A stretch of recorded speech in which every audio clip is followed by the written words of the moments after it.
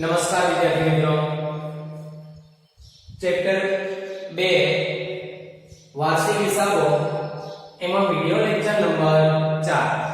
ગયા લેક્ચરોની અંદર આપણે ફોર્મેટ ભણેલા વાર્ષિક હિસાબોમાં વેપાર ખાતું, નફા નુકસાન અને પાકું સરવૈયું. હવે આપણે શરૂ કરીએ છીએ સ્વાધ્યાયનો પ્રશ્ન 8. દરેક વિદ્યાર્થી ચોપડી હાથ પર રાખશે. સ્વાધ્યાયનો પ્રશ્ન 8 બરાબર છે. જો એમાં બ્રહ્મા અને વિષ્ણુ 3:2 ના પ્રમાણમાં નફો નુકસાન વહેંચી લેતા એક પેઢીના ભાગીદારો છે. તારીખ 31/3/2017 ના રોજનું કાચું સરવૈયું અને હવાલા પરથી વાર્ષિક હિસાબ તૈયાર કરો. વાર્ષિક હિસાબ બનાવવા માટે સૌપ્રથમ કાચા સરવૈયાની અંદર જોવાનું કે મૂડી સિવાય ચાલુ ખાતા આપ્યા છે, તો આમાં ચાલુ ખાતા નથી એટલે આપણે ચાલુ ખાતા નથી બનાવ્યા. બીજું કે આની અંદર જમા સાઈડ વેપાર ખાતું આપી દીધેલું છે. વેપાર ખાતું આપી દીધેલું છે એનો મતલબ થાય કાચો નફો આપ્યો છે, અને કાચો નફો આપ્યો હોય એટલે વેપાર ખાતું બનાવવાની જરૂર નથી.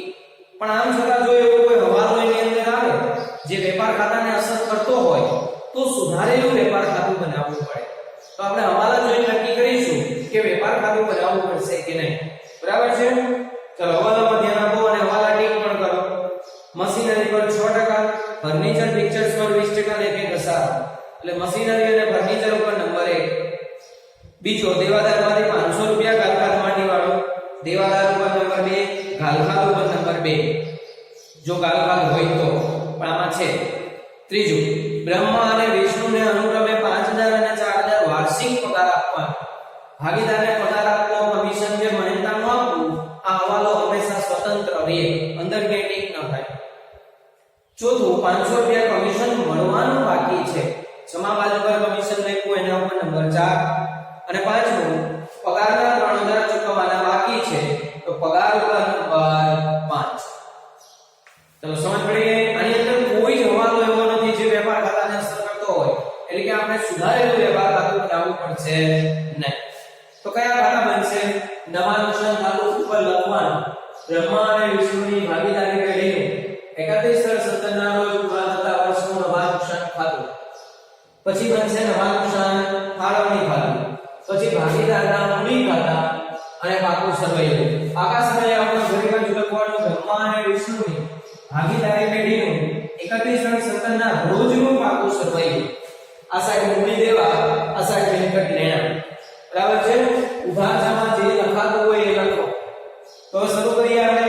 દાખલાની શરૂઆત હંમેશા મૂડીથી થાય. આમાં મૂડી આપેલી જમા બાજુ જુઓ. મૂડી ખાતા બ્રહ્માના છે 55000, વિષ્ણુના 45000. તો આપણે સૌપ્રથમ મૂડી લખીશું. ક્યાં લખાય મૂડી? મૂડી ખાતાની જમા બાજુ. અહીંયા લખીએ બાકી આગળ લાવ્યા. બ્રહ્માની છે 55000 અને વિષ્ણુની 45000. તો અહીંયા લખવાનું છે 55000 45000. બરાબર છે. પછી ઉધાર સાઈડ જો ઉપાડ લખ્યો છે 5000 5000. ઉપાડ ક્યાં લખાય? મૂડી ખાતાની ઉધાર બાજુ પર. એટલે અહીંયા લખવાનું છે ઉપાડ ખાતે. બંનેનો ઉપાડ સરખો છે 5000 5000. આના ઉપર કોઈ હવાલા આપવાના નથી. ચાલો આગળ વધીએ. મૂડી અને ઉપાડ લખાઈ જાય પછી કાચા સરવૈયાની અંદર જોવાનું ક્રમમાં જે આવતું હોય એ બધું જ લખવાનું. સમજ પડી ગઈ? તો જો અહીંયા પહેલું છે ભાડાપટ્ટાનું મકાન. ભાડાપટ્ટાનું મકાન એ આપણા માટે મિલકત કહેવાય. ક્યાં લખાય? મિલકત લેણામાં. એટલે અહીંયા લખીએ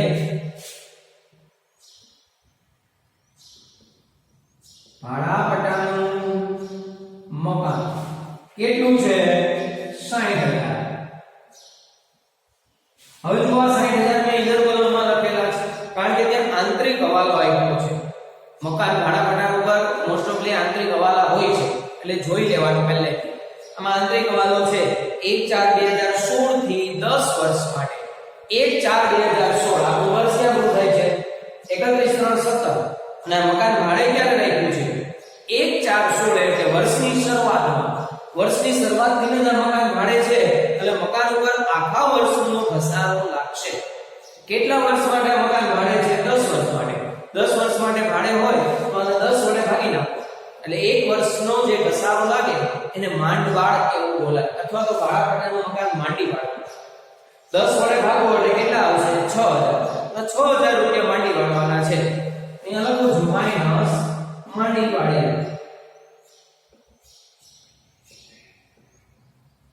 6000 રૂપિયા માંડી વાળો તો આવડતની અંદર કેટલા જશે? 54000. અને 6000 ની બીજી અસર મકાન માંડી વાળ્યું એ આપણા માટે નુકસાન ખર્ચ કહેવાય. નવા નુકસાનની ઉદાહરણ અહીંયા શરૂઆતમાં જગ્યા છોડવાની હોય પણ આમાં તો સ્પષ્ટ આપ્યું છે વેપાર ખાતું જમા સાઈડ છે એટલે અહીંયા લખાશે એટલે હું અહીંયા લખું છું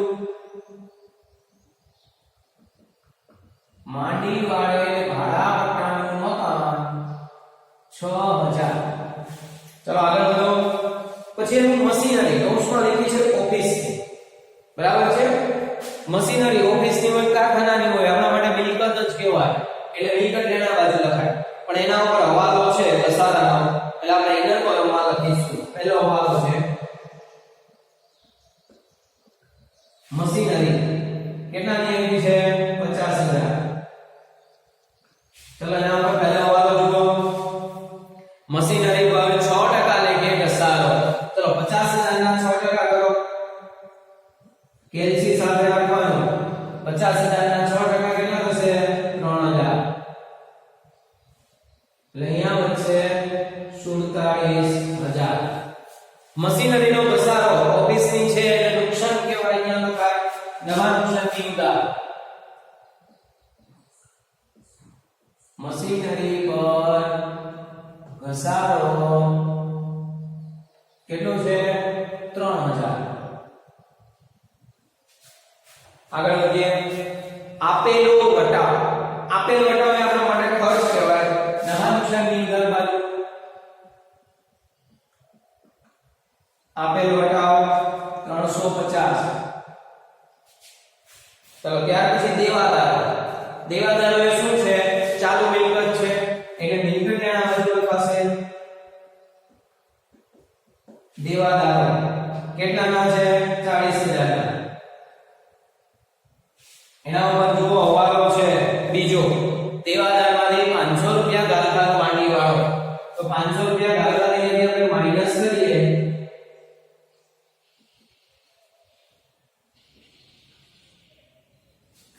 500 રૂપિયા ગાલખાત માઈનસ એટલે અહીંયા થશે 39500.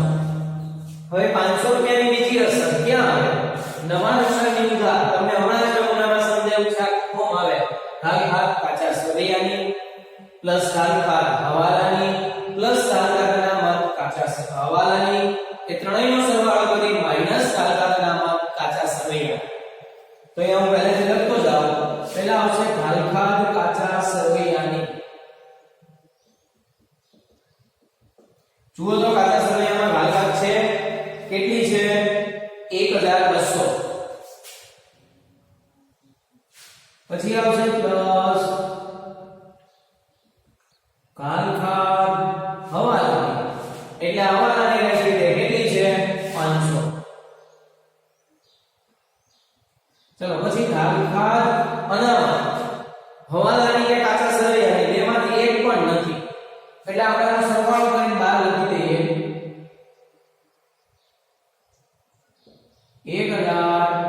1700.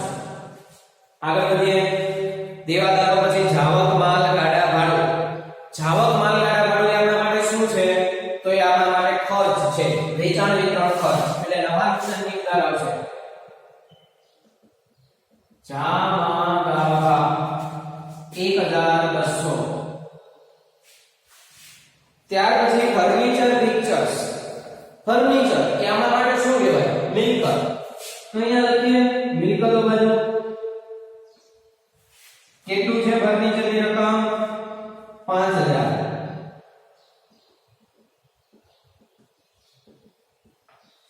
એના ઉપર હવાલો છે ફર્નિચર પિક્ચર્સ પર 20% લેખે ઘસારો ગણો. આના ઉપર કેટલો ઘસારો ગણવામાં 20%. તો માઈનસ ઘસારો કરીએ 20% એટલે કેટલો થશે? તો 5000 ના 20% 1000 માઈનસ એટલે અહીંયા કેટલા આવશે? 4000. ચલો આ 1000 ની બીજી અસર ઘસારો એ આપણા માટે નુકસાન કહેવાય. એટલે નવા નુકસાનની ઉદાર ફર્નિચર પર ઘસારો 1000. આગળ વધીએ. પગાર. પગાર એ શું છે આપણા માટે? તો પગાર એ ખર્ચ છે. તો ખર્ચ ક્યાં લખાય? નવા નુકસાનની ઉદાર. કેટલો છે પગાર? 7500. ચલો એના ઉપર પણ અમારો છે હવાલા નંબર 5. પગારના રૂપિયા 3000 ચૂકવવાના બાકી છે. 3000 રૂપિયા પગાર ચૂકવવાનો બાકી. ચૂકવવાનો બાકી પગારમાં શું થાય? પ્લસ થાય, ઉમેરાય. એટલે અહીંયા આપણે ઉમેરશું પ્લસ ચૂકવવાનો બાકી. કેટલા રૂપિયા બાકી છે? 3000. 3000 ઉમેરો એટલે કેટલા આવશે? 10500. ચલો ચૂકવવાના બાકી પગાર હવાલો છે એટલે બીજી અસર આવે. ચૂકવવાનું બાકી આપણા માટે દેવું કહેવાય. એટલે દેવું ક્યાં લખાય? મૂડી દેવા. હવે આપણે શરૂઆતમાં મૂડી લખવા માટે જગ્યા છોડીશું, પછી લખીએ ચૂકવવાનો બાકી પગાર 3000. આગળ વધીએ. કાલપાર આવી ગયું. લેણી હુંડી. શું કહેવાય લેણી હુંડી? મિલકત. મેં મિલકતનો સાઈડ લખીએ. કેટલી છે લેણી હુંડી? 20000.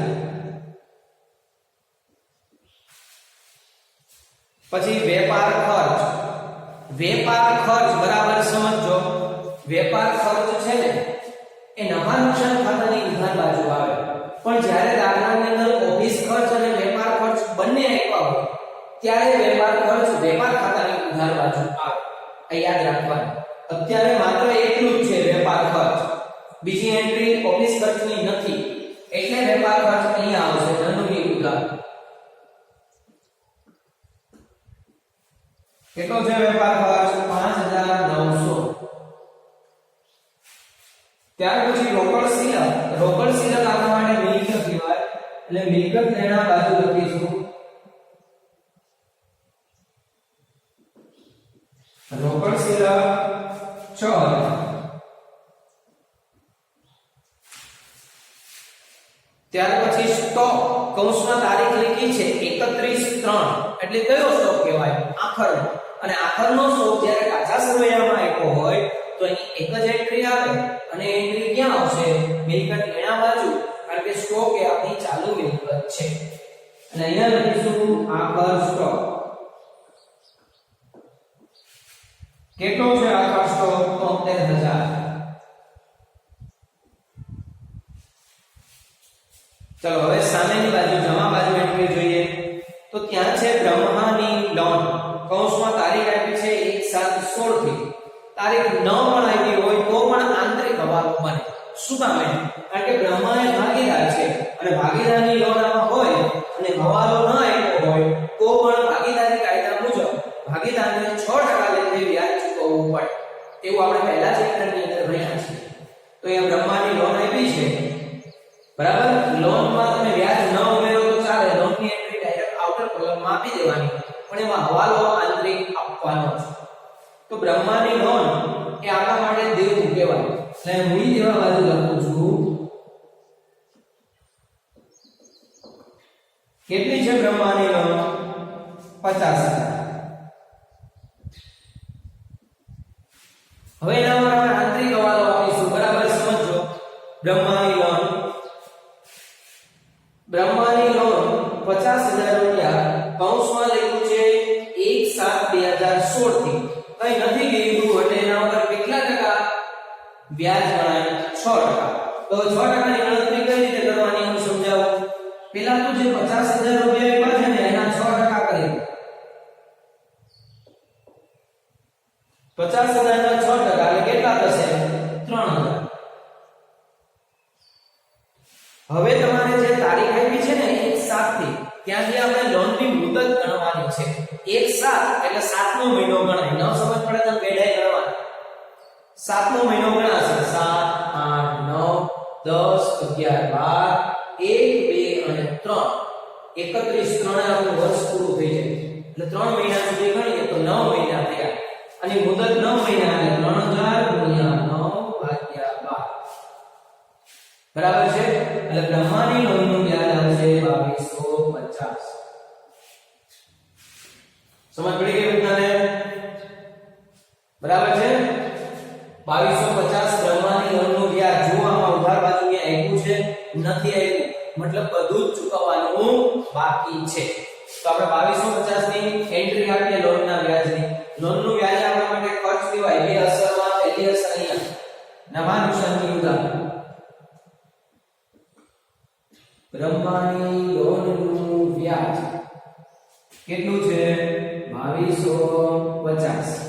અને બીજી અસર હજુ આપણે ચૂકવ્યું નથી, ચૂકવવાનું બાકી, એટલે દેવું કહેવાય, મૂડી દેવા વાળું.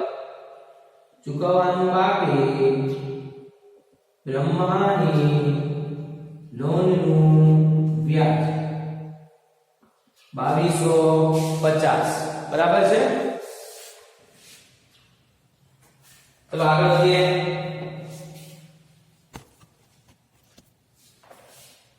મળેલો વટાવ. મળેલ વટાવ એટલે આપણને મળ્યો છે, આપણા માટે ઉપજ કહેવાય. અને ઉપજ ક્યાં આવે? જમા બાજુ પર. અહીંયા નફાની જગ્યા છોડીશું.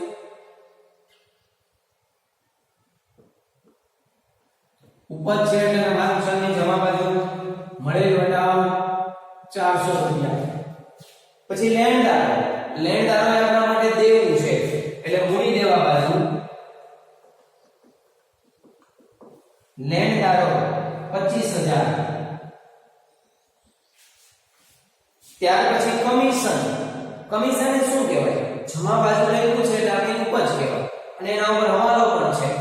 ઉપજ નફા નુકસાનની જમા બાજુ આવે એટલે અહીંયા લખીશું કમિશન. હવાલો છે એટલે ઇનર કોલમમાં 2500. ચલો 2500. હવે એના પર હવાલો આપવાનો છે. હવાલાનો ખર્ચા 500 રૂપિયા કમિશનના મળવાના બાકી છે. કમિશન 500 મળવાનું બાકી. મળવાનું બાકી આમાં શું થાય? પ્લસ. એટલે અહીંયા ઉમેરી 500 રૂપિયા મળવાના બાકી એટલે ટોટલ કમિશન કેટલું થયું? 3000. હવે હવાલો છે એટલે બીજી સમય આપવી પડે. 500 રૂપિયા મળવાનું બાકી છે. મળવાનું બાકી આપણા માટે શું કહેવાય? મળવાનું એટલે કોઈની પાસેથી લેવાનું. આપણા માટે લેણું કહેવાય. અને લેણું ક્યાં આવે? મિલકત લેણા બાજુ. એટલે અહીંયા લખીશું મળવાનું બાકી કમિશન કેટલું છે? 500 રૂપિયા. ચલો કમિશન પછી દેવી હુંડી. દેવી હુંડી એ દેવું કહેવાય, મૂડી દેવા બાજુ. દેવી હુંડી 5000. ત્યાર પછી વેપાર ખાતે. વેપાર ખાતે જમા બાજુ એટલે કાચો નફો કહેવાય. અહીંયા લખીશું કાચો નફો વેપાર ખાતેથી લાવ્યા. ચલો કેટલો છે? આમાં આવ્યો છે 97250. ચલો બધી જ એન્ટ્રી પૂરી. બધી જ એન્ટ્રી પૂરી થઈ જાય ને તો ફરી પાછા હવાલા જોવાના. કોઈ આંતરિક હવાલો બાકી રહી ગયો હોય તો આપવાનો. આમાં જે કોઈ હવાલો સોરી આંતરિક નહીં, બાહ્ય હવાલામાં કોઈ હવાલો રહી ગયો હોય એ આપવાનો. આ તો એક છે સ્વતંત્ર હવાલો. ત્રીજો બ્રહ્મા અને વિષ્ણુને અનુક્રમે 5000 અને 4000 વાર્ષિક પગાર આપવાનો છે. એમ બ્રહ્મા અને વિષ્ણુ ભાગીદારને પગાર આપવો હોય તો ક્યાં લખાય? એમના મૂડી ખાતાની જમા બાજુ. એટલે અહીંયા પગાર આપવાનો છે 5000 અને 4000. એટલે અહીંયા 5000, અહીંયા 4000. હવે હવાલો છે એટલે એની બીજી અસર. મૂડી ખાતાની જમા બાજુ એટલે એની બીજી અસર આવે ફાળવણી ખાતાની ઉધાર. ભાગીદારને લગતા હવાલાઓ એના લોનના વ્યાજ સિવાય મૂડી ખાતા અને ફાળવણી ખાતામાં આવે. એટલે અહીંયા લખીશું પગાર. બ્રહ્મા અને 20 કેટલો છે 5000 અને 4000 એટલે આઉટરમાં કેટલો જશે 9000 ચાલો હવે બધી જ એન્ટ્રીઓ પૂરી થઈ ગઈ છે બધી જ એન્ટ્રી પૂરી થઈ ગઈ આંતરિક હવાલાઓ પણ પૂરા થઈ ગયા એટલે આપણે શું કરીશું સરવાળા કરીશું સૌથી પહેલા તો સરવાળો કરવાનો થશે અહીંયા તો પહેલા નવા નુકસાન ખાતું જ બંધ થાય અંદાજ લગાવવાનો કઈ સાઈડનો સરવાળો વધુ આવશે તો જમા સાઈડનો સરવાળો વધુ આવે છે કેટલો આવે છે 1,06,000 બરાબર છે 1,06,50 હવે 1,06,50 અહીંયા લખો અને એમાંથી આ બધી જ એન્ટ્રી માઈનસ કરો એટલે કેટલો સરવાળો આવશે એ તમને ખબર પડે તો ત્યાં આવશે 68,750 આ શું આવ્યું ચોખ્ખો નફો ક્યાં લઈ જવાનો નવા નુકસાન ફાળવણી ખાતે એટલે એવું લખી શકાય ચોખ્ખો નફો નનું ફાળવણી ખાતે લઈ ગયા ચલો આ ચોખ્ખો નફો આપણે લાવીશું નવા નુકસાન ફાળવણી ખાતાની જમા બાજુ એટલે અહીંયા લખીશું ચોખ્ખો નફો કૌંસમાં નનું ખાતેથી લાવ્યા બરાબર છે 68,750 હવે આપણે ફાળવણી ખાતું બંધ કરીશું તો 68,750 આ બાજુ સરવાળો વધુ આવશે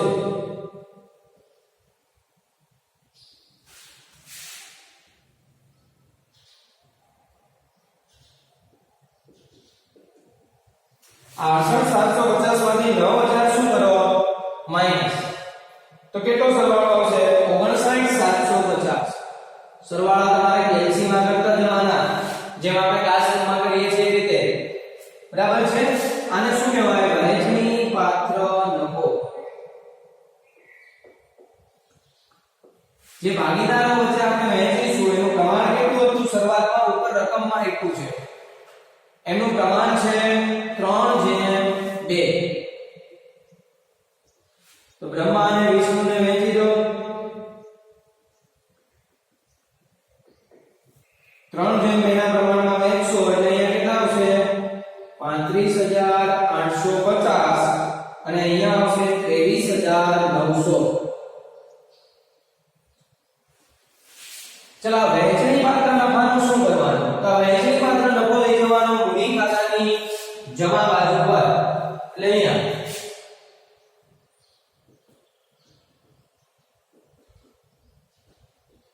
વહેંચણી પાત્ર નફો 35,850 અને 23,900 35,850 અને 23,900 ચલો પૂરું હવે આના સરવાળા કરીશું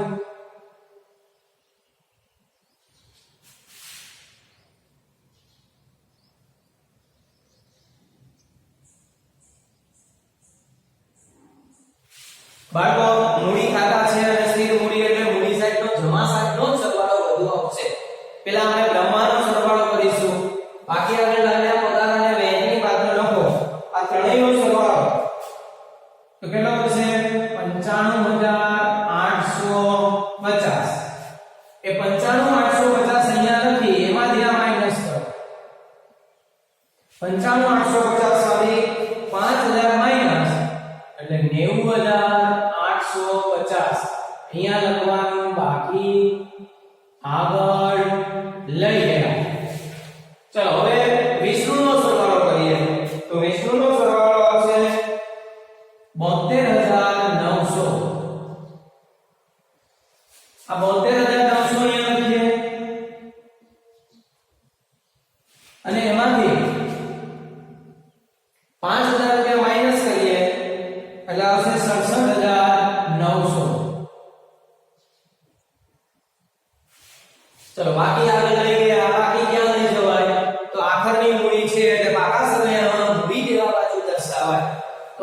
માં લખીશું મૂડી ખાતા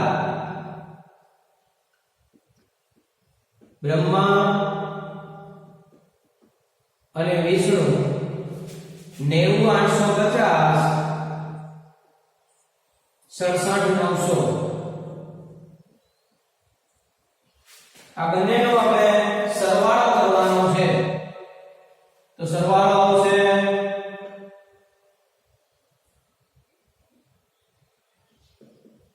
1,58,750 બરાબર છે। હવે બંને સાઈડના સરવાળા કરવાના, બંને સાઈડના સરવાળા સરખા જ આવવા જોઈએ। કરો સરવાળા બંને બાજુ 2,44,000